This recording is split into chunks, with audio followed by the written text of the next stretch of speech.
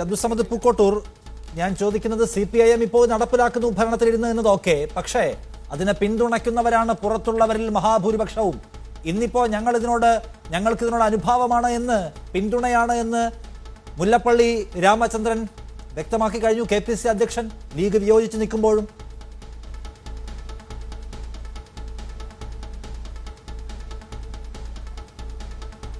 ഇവിടെ വളരെ വ്യക്തമായി ഇത് സംബന്ധമായി സൂചിപ്പിക്കാനുള്ളത്, ഞാൻ പൊതുസമൂഹത്തോടാണ് പറയുന്നത്, തർക്കിക്കാൻ ആരോടും ഈ വിഷയത്തിൽ ഞാൻ തയ്യാറാകുന്നില്ല. കാരണം കണ്ണടച്ച് ഇരുട്ടാക്കുന്ന സമീപനമാണ് പലരും ഈ കാര്യത്തിൽ നിർവഹിച്ചുകൊണ്ടിരിക്കുന്നത്.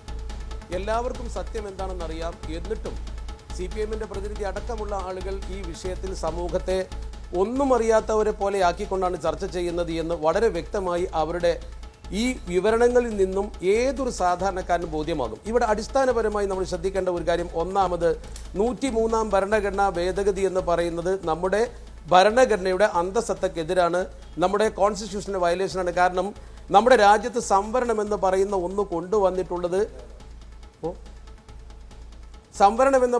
കൊണ്ടുവന്നിട്ടുള്ളത് ഒരിക്കലും പാവപ്പെട്ട ആളുകൾ അഥവാ സാമ്പത്തിക പിന്നോക്കം നിൽക്കുന്നവരെ ഉയർത്തിക്കൊണ്ടുവരിക എന്ന ലക്ഷ്യത്തിലല്ല.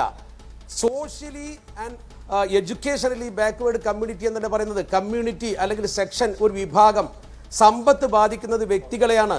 ഇനി സമൂഹമാണ് സമ്പത്തിന്റെ വിഷയമെങ്കിൽ എല്ലാ ജാതി മതസ്ഥരിലും സമ്പത്തിൽ കുറവുള്ള ആളുകളുണ്ടാകും.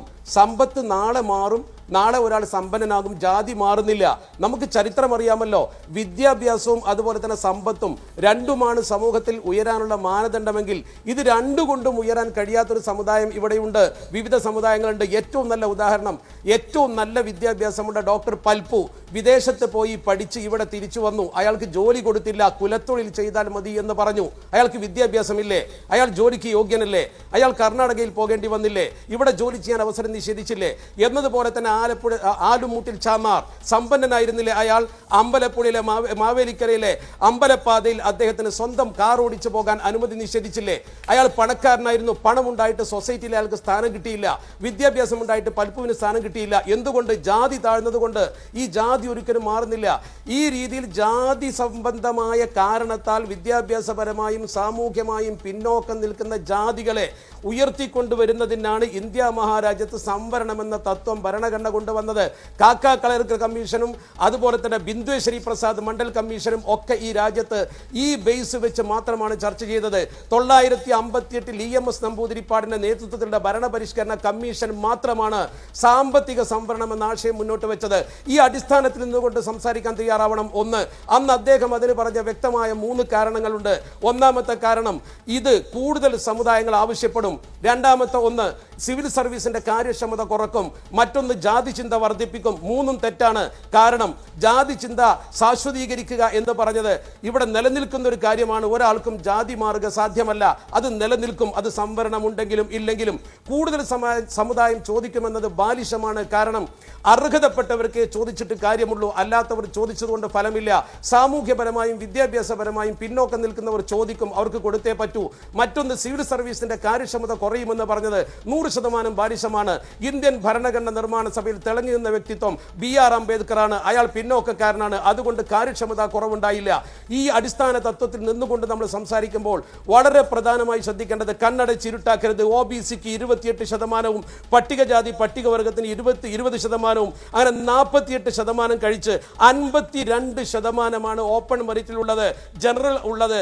ഈ ജനറലിൽ നിന്ന് 10% EWSന് കൊടുക്കുമ്പോൾ എക്കണോമിക്കലി വീക്കർ സെഷൻ എന്ന് പറയുന്നത് അടിസ്ഥാനപരമായി ആ രീതി തന്നെ ശരിയല്ല. എങ്കിൽ അവർക്ക് കൊടുത്തുവെങ്കിൽ തന്നെ അതിന്റെ 10%, ഉദാഹരണമായി ഗവൺമെന്റ് നടപ്പാക്കിയ ഈ നമ്മുടെ സംസ്ഥാനത്തെ വിദ്യാഭ്യാസ മേഖലയിൽ നടപ്പാക്കിയ ഹയർ സെക്കൻഡറി 8466 സീറ്റ്, അതിൽ അനുവദിച്ചത് 10% അത്രയല്ലേ ഉണ്ടാകൂ.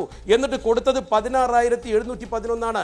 അതിനിവിടെ മറുപടി പറഞ്ഞത് എന്താണ്? അത് ശ്രദ്ധയിൽപ്പെട്ടിട്ടില്ല. ഇത് ചെറിയ കാര്യമാണോ? ഉദ്യോഗസ്ഥർ ഇരുന്നു കൊണ്ട് കൃത്യമായി കണക്കാക്കി മാനദണ്ഡം വെച്ച് ചെയ്യുന്ന കാര്യം ഉത്തരവാദപ്പെട്ടവർ അറിഞ്ഞില്ല എന്ന് പറഞ്ഞാൽ ഇതിനേക്കാൾ കള്ളക്കളി, കാപ്പട്യം വേറെ എന്തുണ്ട്?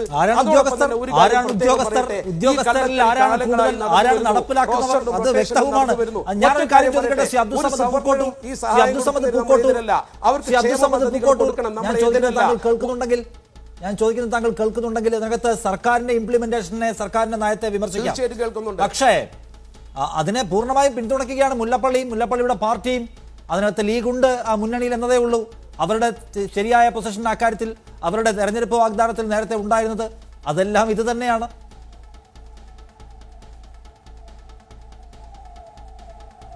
ഞാൻ പറയുന്നത് ആര് പിന്തുണക്കട്ടെ, ആര് പിന്തുണക്കാതിരിക്കട്ടെ, അവർക്കൊക്കെ രാഷ്ട്രീയപരമായ നേട്ടമുണ്ടാകും.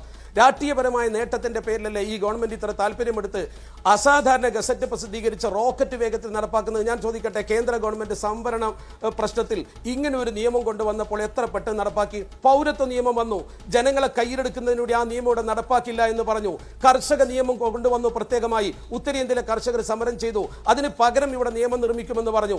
ഇതൊന്നും നോക്കാതെ കേന്ദ്രം തീരുമാനിച്ചാൽ ഇവിടെ നടത്തും എന്ന് പറയുന്ന ആ ബാലിശമായ വാദം അതിൽ അമിത താല്പര്യമുള്ളത് കൊണ്ട് തന്നെയാണ് എന്നതിന്റെ വ്യക്തമായ തെളിവല്ലേ?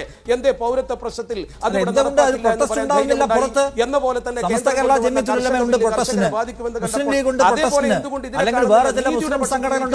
എന്തുകൊണ്ട് നിങ്ങൾ പുറത്തൊരു പ്രൊട്ടസ്റ്റ് ഒരു പൊളിറ്റിക്കൽ പാർട്ടിയുടെ ഉണ്ടോ? അതായത് പ്രധാനപ്പെട്ട മുൻനിരയിലുള്ള കോൺഗ്രസിനെ പോലുള്ള പൊളിറ്റിക്കൽ പാർട്ടി, നിങ്ങൾക്ക് പിണറായി വിജയൻ CPM അവരുടെ ഭരണകൂടത്തൊക്കെ പേരെടുത്ത് വിമർശിക്കാൻ മടിയൊന്നുമില്ല. എന്തുകൊണ്ട് KPCC അധ്യക്ഷൻ മുല്ലപ്പള്ളി രാമചന്ദ്രന്റെ നിലപാടിനെ നിങ്ങൾക്ക് നിശ്ചിതമായ ഒരു സമീപനത്തോടെ നേരിടുന്നില്ല? തീർച്ചയായും മുല്ലപ്പള്ളി രാമചന്ദ്രനാണെങ്കിലും ആരാണെങ്കിലും ശരി, ഇപ്പോൾ നടപ്പാക്കിയ സംവരണത്തെ നീതീകരിക്കുന്നുവെങ്കിൽ അത് അദ്ദേഹം ചെയ്യുന്ന രാഷ്ട്രീയപരമായ ഒരു ശരികേടാണ് എന്ന് പറയാൻ ഒരു മടിയുമില്ല. അക്കാര്യത്തിൽ ആര് പറഞ്ഞാലും ശരി, ഏത് ഭരണകക്ഷി പറഞ്ഞാലും പ്രതിപക്ഷം പറഞ്ഞാലും ശരി, വസ്തുതകളുടെ പശ്ചാത്തലത്തിലാണ്.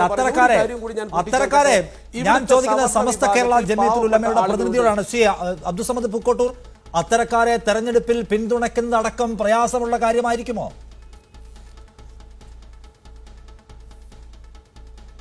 സമസ്ത കേരള ജമിയത്തുൽ ഉലമയെ സംബന്ധിച്ചിടത്തോളം തെരഞ്ഞെടുപ്പ് രാഷ്ട്രീയം സമസ്തയ്ക്കില്ല. രാഷ്ട്രീയത്തിന് സമസ്ത അങ്ങനെ ആരെ ജയിപ്പിക്കണം, ആരെ തോൽപ്പിക്കണം എന്ന കാര്യത്തിൽ ഒരിക്കലും ഇടപെടാറില്ല.